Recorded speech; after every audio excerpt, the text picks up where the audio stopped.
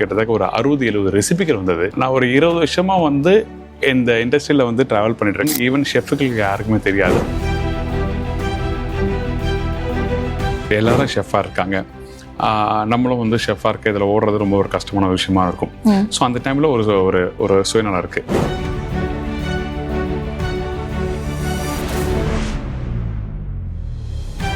அதில் 2 பேர் தான் வந்து நாங்கள் இந்த லைனில் நிற்க ஆரம்பித்தோம். நிறைய ஹோட்டல் இருக்குது. அங்கெல்லாம் போகும்போது சிவி கொடுக்கும்போது ரிஜெக்ட் தான், எடுக்கவே இல்லை. அங்கே போவோம், அப்படியே டஸ்ட்பின் போய்டும். இன்னைக்கு ருசி உரையாடல் வித் செஃப் தீனா அவர்கள், hospitality partner Ramada Chennai Egmore. அன்றும் இன்றும் என்றும் தரம் என்றாலே சக்தி மசாலா. இது மக்களின் 49 ஆண்டு கால நம்பிக்கை. சிக்கனமாய் போட்டாலும் சிறப்பா இருக்கும். விகடன் வியூவர்ஸ்க்கு விஜயனிலோட ஒரு பெரிய ஹாய். இன்னைக்கு நம்ம யாரை மீட் பண்ண போறோம் அப்படின்னு சொல்லி பார்த்தோம்னா, one of the cooking legend அப்படின்னு இவரை சொல்லலாம். இவரோட வீடியோஸ்க்கு அவ்வளோ ஃபேன் இருக்காங்க. அண்ட் இவரோட குக்கிங்க்கு சொல்ல வார்த்தையே இல்லை அப்படிதான் சொல்லணும். அடுப்பாங்கரையில் ஆரம்பிச்சு நம்மளோட அஞ்சரைப்பட்டி வரைக்கும் ரொம்பவே சிம்பிள் இன்க்ரீடியன்ஸ் வச்சுட்டு டேஸ்டியான ஃபுட் எப்படி பண்ணலாம் அப்படின்னு இவரோட வீடியோஸ் அண்ட் இவரோடைய அந்த ஒரு இன்ஸ்பிரேஷன் இல்லாமல் நம்மளோட சமையல் இருக்குமா அப்படின்னு கேட்டிங்கன்னா கிடையவே கிடையாது.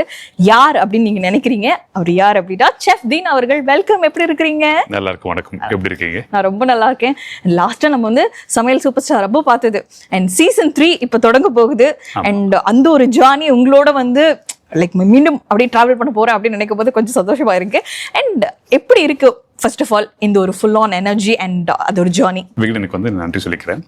ஏன் கேட்டீங்கன்னா, நம்ம வந்து சீசன் 1 சீசன் 2 ஸ்டார்ட் பண்ணி சீசன் 3 வந்திருக்கோம். நம்ம ஆஸ் அ ஷெஃபாக வந்து நான் வந்து ஒரு ஹோட்டலில் ஒர்க் பண்ணுறது வேறு, அதுக்கப்புறம் ஒரு ஊருக்காக ட்ராவல் பண்ணி ஒரு சாப்பாடை பற்றி தெரிஞ்சுக்கிறது வேறு. ஆனால் ஒரு எல்லா மக்களையும் ஒரு இடத்துல சேர்த்து ஒரு நல்ல சாப்பாடை காமிக்கிறது வந்து விகடன் வந்து நல்ல ஒரு வாய்ப்பு உருவாக்கி கொடுத்தது. ஸோ அதுக்கு வந்து விகடனுக்கு நன்றி சொல்கிறேன். ஏன்னா நிறைய ரெசிபிகள் ஒரு வீட்டுக்கும் ஒரு தெருவுக்கும் ஏகப்பட்ட விஷயங்கள் இருக்கும். தெரியாத உணவுகள் ஏகப்பட்டது இருக்கும். அந்த உணவே மருந்து சொல்லி லாஸ்ட் டைம் வச்ச கான்செப்டில் பார்த்தீங்கன்னா கிட்டத்தட்ட ஒரு 60-70 ரெசிபிகள் வந்தது. நான் ஒரு 20 வருஷமாக வந்து இந்த இண்டஸ்ட்ரியில் வந்து ட்ராவல் பண்ணிட்டு இருக்கேன். அந்த ரெசிபிகள் வந்து ஈவன் ஷெஃபுகளுக்கு யாருக்குமே தெரியாது. அந்த மாதிரி ரெசிபிகள் நிறைய வந்து விகடன் மூலியமாக தெரிஞ்சது. ஸோ அந்த ஒரு ரொம்ப சந்தோஷமான ஒரு மூமெண்ட், ரொம்ப ஹாப்பியாக இருக்கு. உண்மையாகவே அதை மாறத்த டிப்புன்னு சொல்லுவாங்கல்ல, அந்த மாதிரி சொல்லலாம். நான் நம்மளோட அவல் விகடன் சமையல் சூப்பர் ஸ்டார் வந்து சீசன் 3 வந்து சக்ஸஸ்ஃபுல்லாக ஸ்டார்ட் ஆகி இப்போ ஸ்டார்ட் ஆயிருக்குன்னு சொல்லலாம். ஸோ அந்த அளவுக்கு ரொம்ப ஹாப்பியாக அது. உண்மையில உணவே மருந்து அப்படின்னு நம்ம எடுக்கும்போது நிறைய ஃபுட் வந்து நமக்கே தெரியாத விதத்தில் வந்து இருக்கிறது எல்லாமே நம்ம நிறைய பார்த்தோம். அப்படி இருக்கும்போது மொத்த சீசன்லையுமே சீசன் 1 சீசன் 2லேயே உங்களுக்கு வந்து ரொம்ப பிரமிப்பு ஏற்படுத்தின ஒரு ஃபுட் இது வந்து நான் நினைக்கவே இல்லை. அவுட் ஆஃப் த பாக்ஸ் வந்து எடுத்துட்டு வந்துட்டாங்க. இது எப்படிங்க பண்ணீங்க அப்படின்னு நீங்க வந்து பிளாஸ்டான ஒரு ஃபுட் ஐட்டம் அப்படின்னா? அதாவது ரெசிபியா நான் சொல்ல விரும்பல. அதாவது ஒரு நல்ல விஷயம், நம்மளோட அவல் விகடன் சமையல் சூப்பர் ஸ்டார் மூலிமா வந்து நான் கிட்டத்தட்ட ஒரு குறைஞ்சபட்சம் ஒரு 1500 பேர்கிட்ட மேலே சொல்லியிருப்பேன் நான். ஏன்னா அந்த அளவுக்கு ஒரு யூனிக்கான ஒரு விஷயம் தெரிஞ்சுட்டேன். லாஸ்ட் இயர் விழுப்புரத்தில் நடக்கும்போது அங்கே ஒரு அம்மா வந்து சொன்னாங்க. அவங்க என்ன சொன்னா, எனக்கு வந்து ரொம்ப நாளாக வந்து மாத்திரையாக எடுத்துட்டு இருக்கேன். எதுக்காக கேட்டீங்கன்னா இந்த பிளட் கவுண்ட் வந்து ரொம்ப கம்மியாக இருக்குது. அதுக்காக நிறைய ஹாஸ்பிட்டல் ஏறி இறங்கி போயிட்டு வந்துருக்கு. ரொம்ப கஷ்டமான சூழ்நிலை இருக்குது. அப்போது நான் புக்கில் படிக்கும் போது இந்த அரிசியை சாப்பிட்டா போதும் அப்படி சொல்லும் போது இந்த ரத்தசார அரிசின்னு சொல்லி ஒரு அரிசியை வச்சு சாப்பிடும்போது பார்த்தீங்கன்னா ஒரு 3 to 4 months சாப்பிட்டாங்களா. அவங்க பார்த்தீங்கன்னா சாப்பிட்டு முடிச்ச பிறகு நம்மளோட விகடனுக்கு வராங்க. விகடனுக்கு வர்றதுக்கு முன்னாடி பிளட் டொனேஷன் பண்ணிட்டு வந்தாலாம். யார் ரத்தம் வேணும்னு சொல்லி தேடி போனாங்களோ அவங்களே வந்து டொனேட் பண்ணிட்டு வந்திருக்காங்க. ஸோ அப்போ ஒரு சந்தோஷமான ஒரு விஷயம் தாங்க. ஸோ அந்த ரத்தசார அரிசி வச்சு பாயசம் பண்ணலாம், நீங்க பிரியாணி பண்ணலாம், உப்புமா பண்ணலாம், என்ன வேணா பண்ணலாம். ஈவன் நீங்க சாம்பார் சாதம் பண்ணலாம், ரசம் வச்சு ஒரு கிச்சடி மாதிரி பண்ணலாம், இல்லை ரசம் சாதம் பண்ணலாம். ஏகப்பட்ட விஷயங்கள் இருக்கு. ஸோ இந்த மாதிரி ஒரு கேட்காத விஷயங்கள் ஈவன் நான் அடிச்சு சொல்றேன். நம்ம தமிழ்நாட்டில் நிறைய ஷெஃப் இருக்காங்க, நிறைய திறமையான ஷெஃப் நிறைய பேர். ஆனால் இந்த மாதிரி விஷயங்கள் நிறைய பேருக்கு தெரிய மாட்டேது. இது தெரிஞ்சால் ரொம்ப நல்லா இருக்கும். ஸோ நம்ம ஒரு பொஃபேல ஒரு மெனு பண்ணுறோம், பிளான் பண்ணுறோம், டிசைன் பண்ணுறோம்னா அந்த டேஸ்ட் மட்டும் இல்லாமல், ப்ரெசன்டேஷன் மட்டும் இல்லாமல், அந்த ஃபுட்டு சாப்பிடும்போது நம்மளுக்கு என்ன ஒரு பெனிஃபிட்ஸ் கிடைக்கும் அப்படின்னு சொல்லி ஒரு விஷயத்தை வந்து முன்னாடி ஆரம்பிச்சானா அது ஒரு மார்க்கெட்டை வந்து உருவாக்கும். ஒரு நல்ல வேல்யூவான ஒரு விஷயம். ஸோ அந்த மாதிரி சொல்கிறேன், ரத்தசார அரிசியில் பண்ணுறது. அதே மாதிரி நான் வந்து ட்ராவல் பண்ணிட்டு இருக்கும்போது இந்த பலகாரங்கள்லாம் பார்க்கும்போது பார்த்தீங்கன்னா இந்த நம்ம அதாவது இந்த மதுரை, திருச்சி, காரைக்குடி, திருநெல்வேலி, நம்ம தமிழ்நாடு ஃபுல்லாக தமிழ்நாடு ஃபுல்லாலையும் பார்த்தீங்கன்னா கிட்டத்தட்ட ஒரு 80 to 90% வந்து ஒரே மாதிரி தான் இருக்கும். அவன் அப் அண்ட் டவுன் இருக்கும். நான் இந்த அரிசி யூஸ் பண்ணால் நான் அந்த அரிசி யூஸ் பண்ணுவேன், அந்த மாதிரி இருக்கும். ஆனால் இந்த கீழக்கரை சைடில் பார்த்தீங்கன்னா அவங்க கொடுக்குற அந்த பலகாரங்கள்லாம் பார்த்தீங்கன்னா யூனிக்கான விஷயங்கள், அது வெளியே தெரியல நிறைய பேருக்கு. ஒரு எள்ளு வச்சு ஒரு பிஸ்கட் பண்ணுற மாதிரி இருக்குது, அந்த அளவுக்கு ஒரு சூப்பரான ஒரு விஷயமா இருக்கு. ஸோ ஏகப்பட்ட விஷயங்கள் இருக்குது அந்த மாதிரி. 1-2 சொல்ல முடியாது, சொல்ல வரேன். அது மாதிரி வரிசையாக சொல்லிட்டே போகலாம். ஈவன் நான் அதான் நம்மளோட அவில் விகடன் மூலயமா பார்த்தீங்கன்னா நான் கிட்டத்தட்ட ஒரு நல்ல ஒரு சேகரித்து வச்சிருக்க ஒரு ரெசிபி பார்த்தீங்கன்னா ஒரு 70 to 76 ரெசிபிஸ் வந்து வச்சிருக்கேன் நான். ஸோ அந்த மாதிரி ஒரு புக்கில் அழகாக எழுதி வச்சிருக்கோம். அந்த ஒரு யூனிக் யார் பண்ணாங்க, எந்த ஊர்லேருந்து கொடுக்குறாங்க, அந்த மாதிரி. நைஸ். அண்ட் ஆக்சுவலாக செஃப் தீனா வந்து இனிஷியல் டைம்ல இருந்து பார்த்துட்டு வரவங்களுக்கு அந்த ஒரு ஜேர்னிலே உங்க கூட டிராவல் பண்ணிட்டு வரவங்களுக்கு கண்டிப்பாக தெரிஞ்சிருக்கும். ரொம்ப சிம்பிள் ஃபுட்ஸ், நம்ம வீட்டிலே பண்ணக்கூடிய ஃபுட், ஆனால் அதை எப்படி டேஸ்டியாக பண்ணுறது அப்படின்ற ஒரு விஷயம். அண்ட் இது வந்து நம்ம பழைய காலத்துலேருந்து பண்ணிகிட்டே வரோம். பட் ஆனால் நிறைய பேருக்கு இது தெரியாமல் போயிருக்கே அப்படின்ற மாதிரியான ஃபுட்டும் நீங்கள் வந்து பண்ணி கொடுத்துருக்கீங்க. அந்த மாதிரி ரெசிபிஸும் கண்டுபிடிச்சிருக்கீங்க இல்லையா? இந்த உணவுக்கான தேடல் எங்கே ஸ்டார்ட் ஆச்சு? ஸ்டார்ட் ஃப்ரம் பார்க்கும்போது பார்த்தீங்கன்னா நான் ஒரு 17 வருஷமா வந்து 5-star ஹோட்டலில் ஒர்க் பண்ணேன். ஓகே. அங்கே ஒர்க் பண்ணும்போது நம்ம தான் ஷெஃப், நமக்கு தான் எல்லாமே தெரியும். அதாவது அந்த ஸ்டார் ஹோட்டலில் ஷெஃப்க்கு தான் எல்லாம் தெரியும் அப்படின்னு ஒரு விஷயம் இருக்கும். ஆனால் அந்த ஸ்டார் ஹோட்டலில் ஒர்க் பண்ணும்போது இருக்க ஒரு விஷயம் பார்த்தீங்கன்னா அந்த கல்ச்சரும் டோட்டலாக வேறு. ஒரு நல்ல ஒரு பெரிய கிளைண்ட் வந்து அவங்களுக்கு எப்படி ஒரு ப்ரெசன்டேஷன் நல்ல ஒரு ஃபுட்டு தரலாம், ஒரு புதுசாக ஒரு ஃபுட்டை வந்து இனோவேட்டிவாக கிரியேட் பண்ணுறது எப்படி, அப்புறம் உங்களோட எதிர்பார்ப்பு, அதாவது எனக்கு இந்த மாதிரி ஒரு ஃபுட்டு தர முடியுமா, இந்த 4 பொருள் வச்சு பண்ண முடியுமானா அந்த மாதிரி ஃபுட்டெல்லாம் கிரியேட் பண்ணுற ஒரு விஷயம் வந்து அங்கே தான் இருக்கும். ஸோ அது வந்து பார்க்கும்போது ஒரு கர்வம் சொல்லுவாங்கல்ல, அந்த மாதிரி அடுத்து நான் தான்டா, நாங்கள் தான்டா அப்படின்னு சொல்கிற ஒரு கர்வம் இருக்கும். ஆனால் இந்த இடத்துல நானும் என் மனைவி சேர்ந்து என்ன பண்ணுவேன், எங்கள் மனைவி சிவகங்கை, அதாவது சொந்த ஊர் வந்து திருச்சி தான். அவங்களோட பாட்டி வந்து பார்த்தீங்கன்னா காரைக்குடி சைடில், சிவகங்கை சைடில் இருக்காங்க. ஸோ அங்கே போகும்போது அவங்க சின்ன சின்ன அந்த ரெசிபிகள் கொடுக்கும்போது, இது நம்ம ஊர் சைடில் மட்டும் தான் பண்ணுவாங்கப்பா, இது ட்ரை பண்ணி பாருப்பா, இந்த அரிசியும் பொட்டுக்கல்லையும் வச்சு வெள்ளத்தை இடிச்சு தராங்கப்பா, சாப்பிடுப்பா சொல்லி சொன்னாங்க. சரி, சாப்பிடும்போது இது என்ன புதுசாக இருக்குது அப்படின்னு. நம்ம இது மாதிரி ட்ராவல் பண்ணால் நிறைய விஷயம் கிடைக்காதுன்னா ஒரு 4 to 5 years ட்ராவல் பண்ணால் அந்த ரெசிபிகள் வந்து ஒரு புக்காக போட்டு கூட நம்ம கொடுக்கலாம். அது நம்ம ஒரு அடுத்த தலைமுறைக்கு வந்து ரொம்ப யூஸ்ஃபுல்லாக இருக்குன்னு சொல்லி சொன்னாங்க. ஸோ அந்த மாதிரி ஆரம்பிச்சது தான் இந்த ஜேர்னி. புரியுதுங்களா? ஆனா இங்க டிராவல் பண்ணும்போது பாத்தீங்கன்னா எனக்கு இது மோஸ்ட் ஆஃப் த ஏரியா வந்து இப்போ பெரும்பாலும் பார்த்தீங்கன்னா எல்லாரும் சாம்பார், ரசம், வத்த குழம்பு, சக்கரை பொங்கல், ஒரு கறி குழம்பு அப்படிதான் போனேன். ஆனால் அப்படி இல்லைங்க. 50 to 60% ரெசிபிஸ் வந்து தெரியாத ரெசிபியில் தெரிஞ்சுக்கிட்டேன். இப்போ நீங்க வந்து இப்போ படுகாஸ் மக்களோட ஷூட் பண்ணிட்டு இருக்கேன். அங்க பாத்தீங்கன்னா குச்சாலக்கின்னு ஒரு ரெசிபி இருக்கு. என்னங்க குச்சாலக்கி? ஓகே, பேரே டிஃபரெண்டா இருக்கு. இந்த அரிசி, சாம்பார் அரிசி வச்சு பண்றாங்க குச்சாலக்கி. அப்புறம் வந்து இந்த கருப்பட்டி வெல்லத்தை போட்டு பண்றாங்க. சோ அந்த ரெசிபி பாத்தீங்கன்னா லைக் சக்கரை பொங்கல் தான். உங்களுக்கு இன்னும் புரியுற மாதிரி சொன்னா சக்கரை பொங்கல். ஓகே, சரிங்களா? நம்ம சக்கரை பொங்கல் வீட்டுல பச்சை அரிசி வச்சு பண்ணுவோம், இங்க சாம்பார் அரிசி வச்சு பண்றாங்க. ரெண்டா கருப்பட்டி போடுறாங்க, நெய் மட்டும் யூஸ் பண்றாங்க. எதுக்காக அந்த அந்த படுகாஸ் மக்கள் வந்து அவங்க வந்து அந்த ரெசிபி பண்றாங்க பார்த்தீங்கன்னா, அவங்க ஒரு குழந்தை பிறந்த உடனே குழந்தைக்கு வந்து தாய்ப்பால் கொடுப்பாங்க. அப்போ அந்த டைம்ல அந்த ஊட்டிலாம் பார்த்தீங்கன்னா நீங்க என்ன பண்ணுவீங்கன்னா கிளைமேட் சில்லுன்னு இருக்கும். அப்போ குழந்தைக்கு ஃபீட் பண்ணும்போது என்ன ஆகும்னா அந்த கோல்டு, சளி பிடிக்கிறதுக்கு வாய்ப்புகள் நிறைய இருக்கும். அந்த டைம்ல இந்த குச்சாலக்கி கொடுத்தா என்னன்னா பாடி வந்து வார்ம் ஆகும். அந்த சூடு லைட்டா பாடியில் வரும்போது குழந்தைக்கு வந்து அந்த கோல்டு, சளி பிடிக்காம இருக்கும். ஸோ இந்த மாதிரி ரெசிபிகள், இன்ட்ரெஸ்டிங்கான ரெசிபி வந்து நான் பார்க்க ஆரம்பிச்சோம். ஸோ அதான் தெரியாத ரெசிபிகள் குச்சாலைக்கெல்லாம் பார்த்தீங்கன்னா அந்த குறிப்பிட்ட கம்யூனிட்டி உள்ளதா இருக்கும். ஆனா அந்த ஊரை விட்டு பார்த்தீங்கன்னா ஒரு பக்கத்துல 2 ஊருக்கு வந்து காது கேட்கும் போது வர 3வது ஊர் 4வது ஊர்லாம் ஏன் ஊட்டிலேருந்து கீழே கோயம்புத்தூர் இறங்கிட்டுனா தெரியாது மக்கள் யாருக்குமே, குச்சாலைக்கு அப்படின்னு கேட்பாங்க. ஸோ இந்த மாதிரி இன்ட்ரெஸ்டான ரெசிபி நிறைய எடுத்துட்டு இருக்கோம். அது ஒரு பியூட்டிஃபுல்லான விஷயம். எனக்கு தெரியாத விஷயம், நம்ம இட்லி தோசைன்னு சொல்லும் போது எப்பவுமே சாம்பார் சட்னி சாப்பிட்டு பழகின ஒரு இடத்துல வந்து நான் காரைக்குடியில் பார்த்தீங்கன்னா ஒரு 3 வருஷத்துக்கு போகும்போது இந்த கல்லு வீட்டு அவியல் சொல்லுவாங்க. இந்த கல்லு வீட்டுக்காரங்க பண்ற அவியல், கல்லு வீட்டு அவியல் தான் கல்லு வீட்டுக்காரங்க பண்ற அவியல், நகரத்தார் பண்ற ஒரு அவியல். அது அவியல்னா அவியல் இல்லை. நான் அவியல் சொல்லும் போது பெரும்பாலும் இந்த திருநெல்வேலி சைட்ல பண்றது, நாகர்கோவில் சைட்ல பண்றது, கேரளா பண்றது அப்படி இருக்குல்ல, அது இல்லை. இது கைண்ட் ஆஃப் குருமா மாதிரி ஒரு கத்திரிக்காய், உருளைக்கிழங்கு போட்டு ஒரு கசகசெல்லாம் போட்டு அரைச்சு அவ்வளவு பிரமாதமா இருக்குங்க. ஃபேண்டாஸ்டிக்கா. நீங்க ஒரு 4 இட்லி சாப்பிட்றது ஒரு 6 இட்லி நல்லா டயட்ல இருந்து டயட்டுக்கு ஓர விட அந்த குருமா நல்லா கிட்ட சாப்பிடலாம்னு சொல்லிட்டு நல்லா சாப்பிடுவோம். அந்த மாதிரி விஷயங்கள் சொல்லிட்டே போலாம். இந்த மாதிரி ஒரு ஃபுட்டுமே வந்து நம்ம ஆல்ரெடி பார்த்த ஒரு ஃபுட்டே டிஃப்ரெண்ட்டான ஒரு வேர்ஷனாக நம்ம பார்க்குறோம் இல்லையா? இப்படி இருக்கும்போது இதுக்கு பின்னாடி இருக்கிற ஸ்டோரிஸ் அண்ட் இது எப்படி வந்து நீங்கள் டீகோட் பண்ணி இதில் இருக்கக்கூடிய நன்மைகள் எல்லாம் எடுத்துகிட்டு வந்து ஒரு வீடியோவாக கவர் பண்ணுறீங்க இல்லையா? அதில் ஒரு கான்டென்ட் ரீதியாக நீங்கள் வந்து அதை எப்படி பார்க்குறீங்க ஆஸ் எ செஃப்பா? இது பார்த்தீங்கன்னா எல்லாரும் ஷெஃபாக இருக்காங்க. நம்மளும் வந்து ஷெஃபாக இருக்க இதில் ஓடுறது ரொம்ப ஒரு கஷ்டமான விஷயமா இருக்கும்.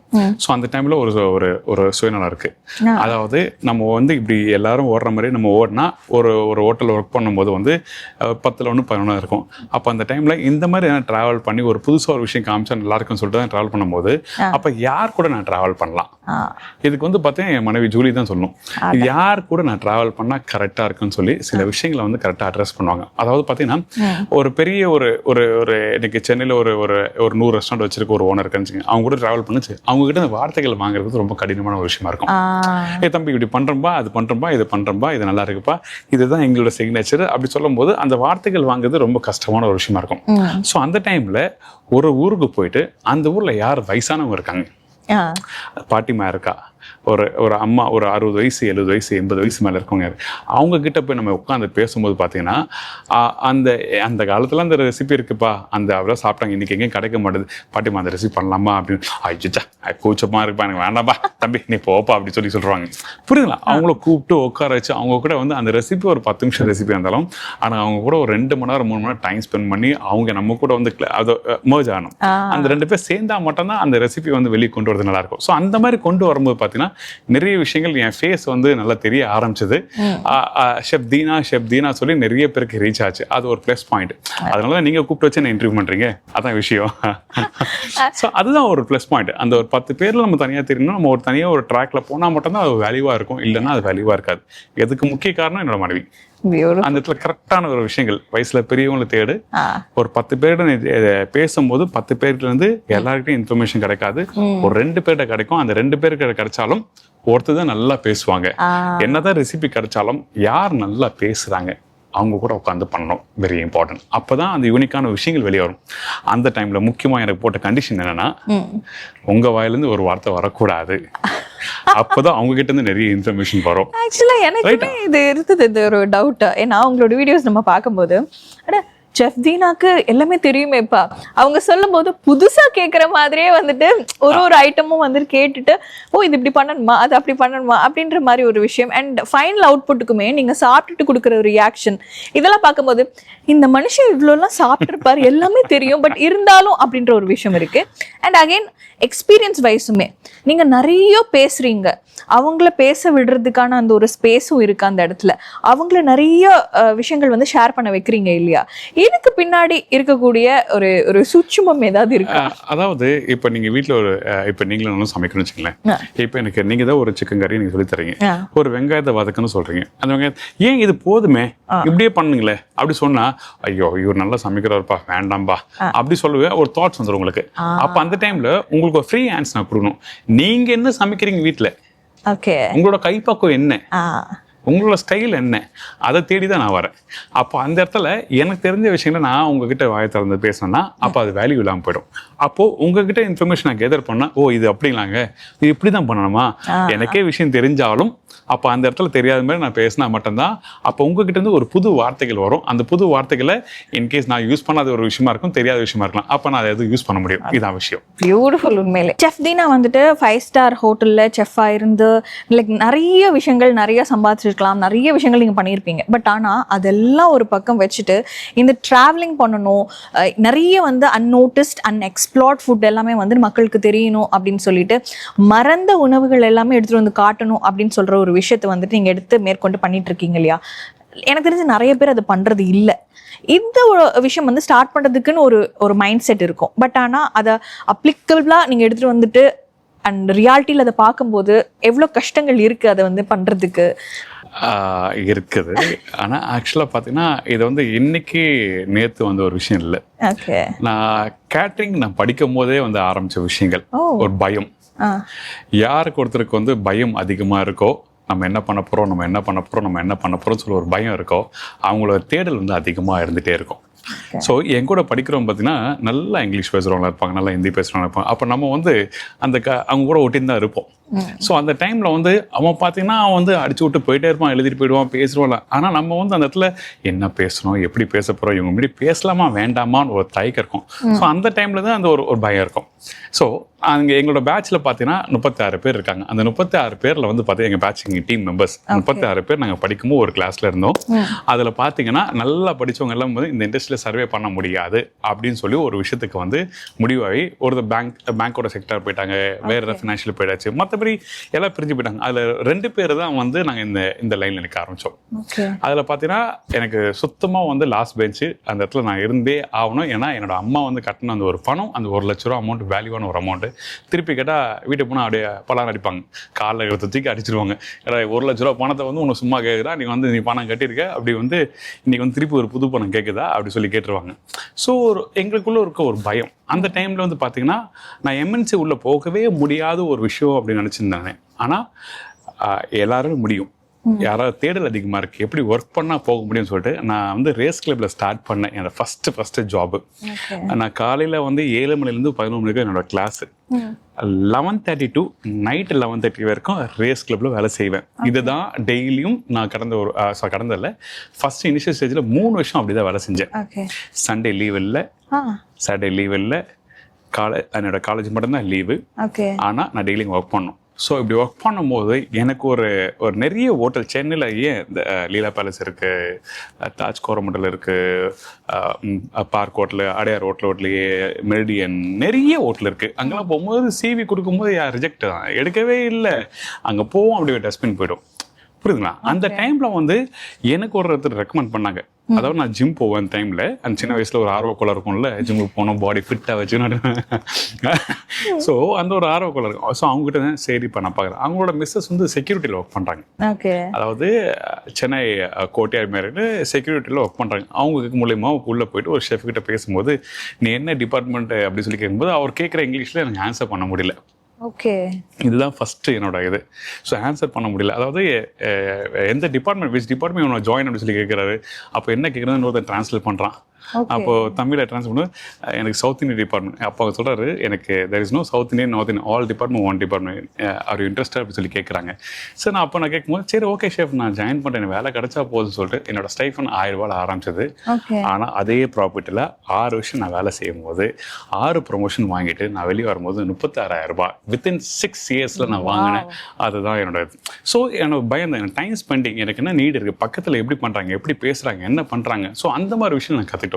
ஸோ அந்த மாதிரி ஒரு ஸ்டேஜ் வந்துருக்கும் போது எல்லாருக்கும் ஒரு ட்ரீம் இருக்கும், ஒரு எக்ஸிக்யூட்டிவ் ஷெஃப் ஆகணும்னு சொல்லி ஒரு ட்ரீம் இருக்கும், எல்லாருக்குமே இருக்கும். அதாவது ஒரு ப்ரொஃபஷனலாக ஒரு டிபார்ட்மெண்ட் உள்ளே வரும்போது ஒரு டிபார்ட்மெண்ட்டில் இருக்க பர்சன் பார்த்தீங்கன்னா அந்தந்த டிபார்ட்மெண்ட் ஹெட்டாக ஆகணும்னு சொல்லி ஒரு ஆசைகள் இருக்கும். அந்த மாதிரி நான் பார்த்தீங்கன்னா நான் ராடிசன் ப்ளூ, மும்பை, குஜராத்லாம் போட்டு ஒர்க் பண்ணிட்டு வரும்போது நான் ஒரு எக்ஸிக்யூட்டிவ் ஷெஃப் ஆனால் போதும், அதுக்கு மேலே அது மேலே போக வேண்டாம்னு சொல்லி நான் ஆஃப்டர் மேரேஜ் வந்து ஒரு சின்ன ட்விஸ்ட் ஆச்சு. ஃபினான்ஷியலி பாதிக்கப்பட்டோம் நாங்கள் 2 பேரும். ஏகப்பட்ட நெகட்டிவ் பாயிண்ட்ஸில் பார்த்தோம். அந்த டைமில் வந்து தினா எக்ஸிக்யூட்டிவ் ஷெஃப் மட்டும்தான் ட்ரீமு. ஆனால் எக்ஸிக்யூட்டிவ் ஷெஃப்லேருந்து என்ன விஷயம் கற்றுக்கிட்டு அங்கேருந்து நம்ம வந்து அடுத்த லைனுக்கு நம்ம மூவ் ஆகணும். என்ன பண்ணலாம் சொல்லும்போது நம்ம முகம் 4 பேர் தெரிஞ்சிட்டே இருக்கணும்னு சொல்லி டிஜிட்டலாக ஒரு விஷயத்தை ஆரம்பிக்கலாம் சொல்லி என்னோட நண்பர் ஒருத்தர் இருந்தார், அவர் மூலியமாக ஆரம்பித்தோம். அதுக்கப்புறம் நான் அண்டர்டேக்கர் பண்ணி நாங்கள் அப்படி ஸ்டார்ட் பண்ணி வந்த ட்ராவல் தான் இது. ஆனால் ஜாப் 5 ஸ்டார் ஹோட்டலில் வந்து ரிசைன் பண்ணிட்டோம். ஒரு ஸ்டார் ஹோட்டலில் இருக்கும்போது ஒரு எம்என்சியில் ஒர்க் பண்ணும்போது ஒரு 1.5 லட்ச ரூபா சம்பளத்தை வந்து ரிசைன் பண்ணிட்டு வரது வந்து ரொம்ப ஒரு டஃப்பான ஒரு விஷயம். யாரும் யோசிக்க மாட்டேன், ஐயோ 1.5 லட்ச ரூபா மாதம் ஆகிடுச்சுன்னா வருது, அதை விட்டுட்டு எப்போ வர முடியும். ஆனால் அதுக்கு நான் என்ன பண்ணேன், 2020 இந்த லாக்டவுன் டைம் வரப்போகுதுன்னா அதுக்கு முன்னாடி நாங்கள் 2016 15 மேரேஜ் ஆச்சு, 16 ஒர்க் பண்ண ஆரம்பித்தோம். 2017 எக்ஸிக்யூட்டிவ் ஷெஃப் ஆகணும். 2018 எக்ஸிக்யூட்டிவ் ஷெஃப் ஆன பிறகு வந்து ஒரு யூடியூப்னு ஒன்று ஆரம்பிக்கணும், அது மூலயமா ஃபேஸ்லாம் தெரியும்னு சொல்லி ஸ்லோலி அதோட ரெவன்யூ கொஞ்சம் லைட்டாக வரும்போது அப்போ தைரியமாக நான் கால் எடுத்து வச்சேன், ரிசைன் பண்ணிட்டு வெளியே வந்தேன். ஸோ அதுக்கப்புறம் வந்து ரீச் ஆச்சு. இதுதான் விஷயம். பியூட்டிஃபுல். அண்ட் குக்கிங் மட்டும் இல்லாமல் இந்த ஒரு ஹியூமன் எக்ஸ்பீரியன்சஸ்ன்னு இருக்கு இல்லையா, இந்த ஒரு விஷயத்தையும் அழகாக வந்து கொலாபரேட் பண்ணி எடுத்துகிட்டு வரீங்க. ஒரு ஊர் போய் ஒரு உணவு தேடி கண்டுபிடிச்சு மறந்து மறந்த உணவுகள், யாருக்கும் தெரியாத உணவுகள் எல்லாத்தையுமே எடுத்துட்டு வந்து மக்களுக்கு எடுத்துட்டு வந்து கொடுக்குறீங்க. அண்ட் இப்போ நிறைய பேர் அது எல்லாமே ட்ரை பண்ணி பார்த்துட்டு சூப்பராக இருக்கு அப்படின்னு சொல்ற அளவுக்கு உங்களுடைய ஃபுட் அண்ட் வீடியோஸ் எல்லாமே வந்து சூப்பர் டூப்பர் ஹிட் ஆயிட்டே இருக்கு. எல்லாருமே வந்து ஃபாலோ பண்றாங்க அப்படின்னு பார்க்கும்போது அந்த ஒரு எஃபர்ட் இருக்கு இல்லையா, நம்ம அவ்வளோ பண்ணி இவ்வளோ கோ த்ரூ பண்ணி எடுத்துட்டு வந்து வந்திருக்கோம். திரும்பி பார்க்கும்போது இந்த ஜேர்னி அப்படின்ற ஒரு விஷயம் இருக்கு இல்லையா, எப்படி பாக்குறீங்க? சந்தோஷமா இருக்கு. 2020 பார்க்கும்போது நான் ஒரு ஆளு, இன்னைக்கு பார்க்கும்போது நாங்கள் டீம் 14 பேர். அதாவது ஒரு சின்னதா கூட்டி அப்படியே க்ரோ ஆகிட்டே வரும். அப்படி பார்க்கும்போது நம்மளுக்கான ஒரு ஃபேமிலி இருக்காங்க. அதாவது என்னோட குடும்பம் வந்து என்னோட மனைவி, பிள்ளைகள், என்னோட அம்மா, அதை தாண்டி எங்க கூட ஒரு 14 பேர் வேலை செய்யறாங்க. அப்படி சொல்லும் போது ரொம்ப ஹாப்பியான ஒரு மூமெண்டா இருக்கும். இன்னொன்று ஃபர்ஸ்ட் நான் வந்து எனக்கு ஒரு டிவி வாய்ப்பு கிடைக்கிற அந்த டைரக்டர் வந்து அவர் என்னை வந்து ஃபர்ஸ்ட் ஹாய் ஹலோ வணக்கம் அப்படி சொல்றதே வந்து எனக்கு வராது. அதாவது நம்ம என்னதான் வந்து ஒரு கேமரா முன்னாடி அதை ஆன் பண்றதுக்கு முன்னாடி ஹாய் ஹலோ வணக்கம் அப்படி சொல்றது வந்து உங்களுக்கு எல்லாம் நமக்கு ஈஸியாக வந்துடும். அதுவே கேமரா முன்னாடி பேசணும்னா எனக்கு ஒரு ஸ்டேஜில் ஃபர்ஸ்ட் காத்து தான் வர ஆரம்பிச்சு. ஹலோ ஹலோ சொல்லு, ஹாய் ஹாய் சொல்லு, வணக்கம் வணக்கம் அப்படி இருந்தது. ஸோ அந்த மாதிரி ஒரு பயத்தில் ஒருத்தர் ஒர்க் பண்ணேன். அவரே பார்த்தீங்கன்னா நீங்கள் ஒரு 15 இயர்ஸ் கழிச்சு திருப்பி நம்ம கூட வந்து ஜாயின் பண்ணாரு. ஃபர்ஸ்ட் டைரக்ட் பண்ணவர். அப்படி வந்து அவர் நம்ம கூட சேர்ந்து டிராவல் பண்ணி ஒர்க் பண்ணும்போது ஒரு சந்தோஷமான ஒரு விஷயம், ஒரு ஹாப்பியான ஒரு மூமெண்ட். நமக்கான ஒரு ஃபேமிலி, நமக்கான ஒரு டீம் ரெடியா இருக்குன்னு சொல்லி பார்க்கறது. உங்களின் விதவிதமான சமையலுக்கு விதவிதமான சுவை தரும் ஒரே மசாலா, இதுதான் அன்பின் சுவையான அடையாளமான சக்தி மசாலா. உங்கள் இல்லங்களில் உள்ளங்களில் தலைமுறையை தொடர்ந்து வரும் தரம் மற்றும் நம்பிக்கை.